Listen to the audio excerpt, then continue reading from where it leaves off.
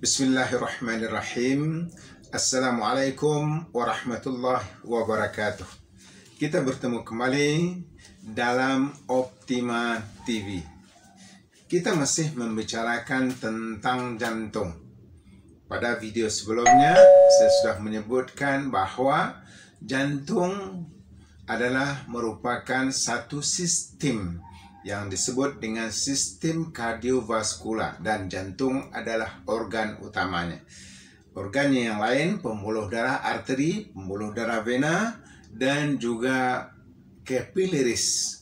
Dan penyakit-penyakit yang ada kaitan dengan sistem kardiovaskular ini ialah jantung itu sendiri. Yang kedua, tekanan darah tinggi atau tekanan darah rendah ataupun stroke. Jadi kita akan bahaskan juga sesuai ini yang berkaitan dengan tekanan darah tinggi dan tekanan darah rendah dan juga stroke. Tapi kali ini saya akan membahaskan tentang masalah jantung koroner. Jadi PJK, yaitu penyakit jantung koroner.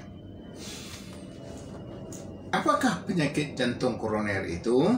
Yaitu satu penyakit yang berlaku karena adanya sumbatan di arteri yang membekalkan darah bersih ke jantung. Artinya, walaupun jantung itu tiap-tiap hari memompa darah, dan itulah kerja dia, tetapi darah yang dipompanya itu tidak pernah diambil walaupun setetes.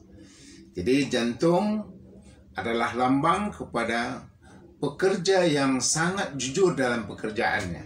Dia tidak pernah korupsi dan tidak pernah mengambil kesempatan atas kerja yang dilakukannya itu untuk kepentingan pribadinya. Jadi jantung ada pembuluh darahnya tersendiri, baik arteri ataupun vena ataupun capillaries. Maka ketika pembuluh darah arteri yang ke jantung ini adanya sumbatan yang kita panggil dengan plak, maka mulailah kekurangan berlaku kepada darah bersih, oksigen dan nutrisi ke jantung, sehingga menjadikan jantung lemah. Ketika jantung lemah, dia tidak bisa bekerja dengan kuat. Kerjanya adalah kerja yang sangat berat, menyampaikan oksigen ke seluruh penjuru tubuh kita. Maka akibat daripada plak tadi, dia mulai melemah dan bisa-bisa jadi nanti serangan jantung. Jadi heart attack atau serangan jantung akan berlaku karena sumbatan yang berlaku pada arteri ke jantung. Lalu apakah penyebab daripada penyakit jantung koroner ini? Sebagaimana juga penyakit-penyakit yang lain, penyebab penyakit jantung koroner ialah toksin. Dan yang menjadikan gumpalan plak atau penebalan pada pembuluh darah arteri, adanya sampah saraf di dalam tersebut disebabkan toksin, yaitu kekotoran-kekotoran yang ada di dalam darah, dan sudah terjadinya pengendapan yang berlaku di arteri yang ke jantung. Maka arteri jadi sempit, berarti bekalan darah yang ke jantung sudah tergendala. Apabila sudah tergendala jugalah oksigen dan nutrisi, dan akhirnya jantung sakit. Dan sakitnya ini ialah yang disebut dengan PJK, penyakit jantung koroner.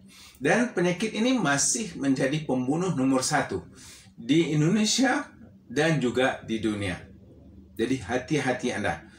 Jangan terlalu berbangga karena Anda sering berolahraga. Oh, saya insya Allah selamat, dok, katanya, karena saya senantiasa berolahraga.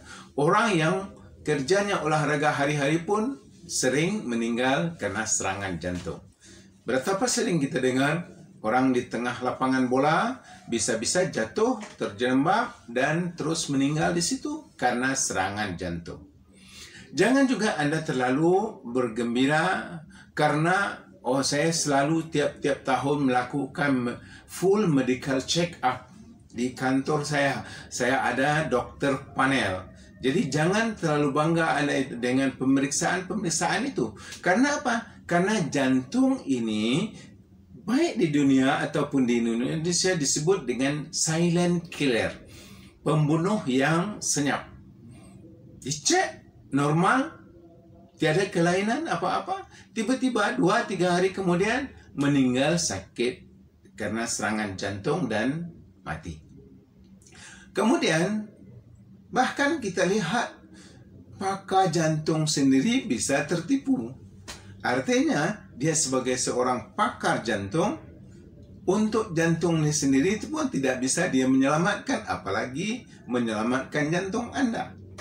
Jadi artinya jangan Anda berbangga dengan pemeriksaan yang rutin yang sering dilakukan terhadap jantung, dan juga jangan berbangga dengan seringnya olahraga yang dilakukan walaupun itu penting, dan jangan pula Anda merasa selamat daripada serangan jantung atau sakit jantung karena tiadanya tanda-tanda atau simptom-simptom yang dialami yang dikaitkan dengan sakit jantung.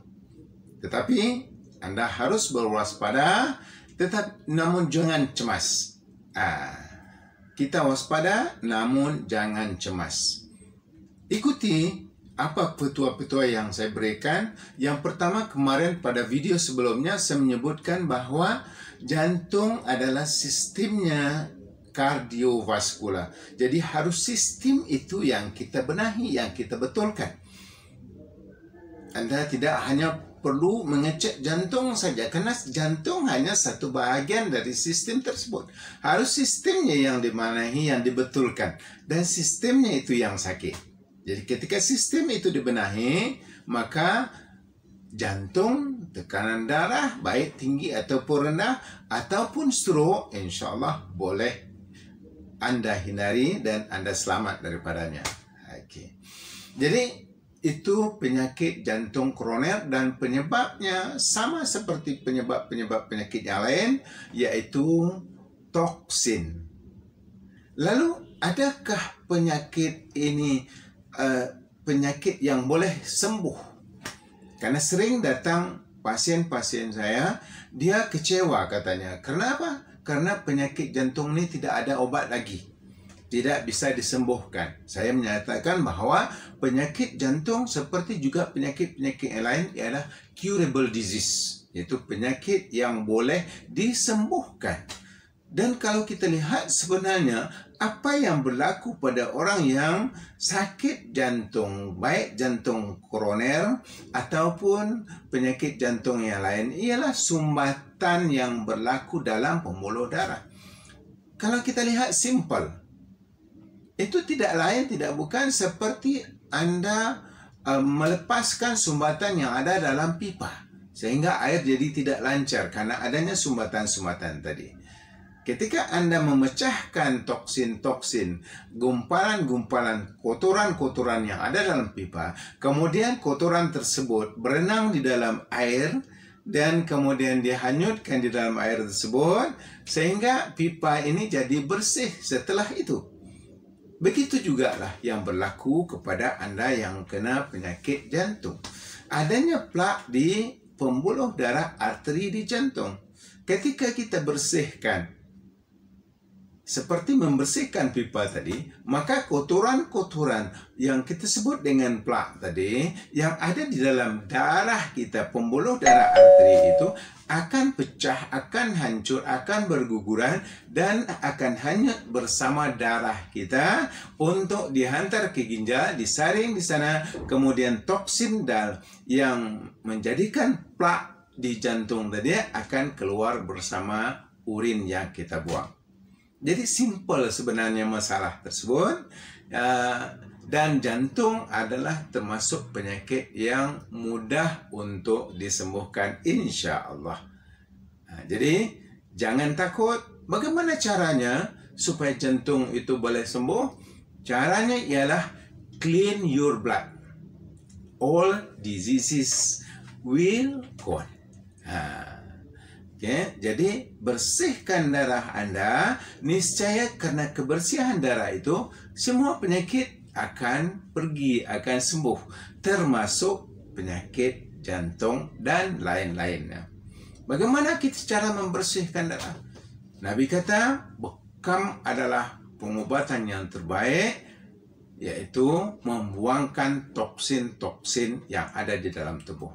Jadi bekam membuangkan penyebab kepada penyakit, yaitu toksin, membersihkan darah Anda. Selama darah Anda bersih, Anda tidak akan kena penyakit-penyakit jantung dan juga penyakit kardiovaskular dan penyakit-penyakit lainnya, insya Allah. Jadi berbekamlah Anda dan carilah tempat berbekam yang betul. Karena jantung itu di dalam, sedangkan bekam ini dilakukan di luar kulit. Kalau tidak pakar, maka tidak akan berlaku kesembuhan. Dan dia tidak semudah itu. Harus dilakukan oleh orang-orang yang mempunyai ilmu yang mencukupi. Bukan hanya ilmu bekam, tetapi juga ilmu tentang anatomi, fisiologi, dan juga tentang penyakit. Jadi, jangan risau, jangan takut, insya Allah Anda akan selamat daripada penyakit jantung, dan kalau terkena pun insya Allah akan sembuh. Mudah-mudahan bermanfaat. Jangan lupa subscribe kami. Kita bertemu pada video berikutnya insya Allah. Assalamualaikum warahmatullahi wabarakatuh.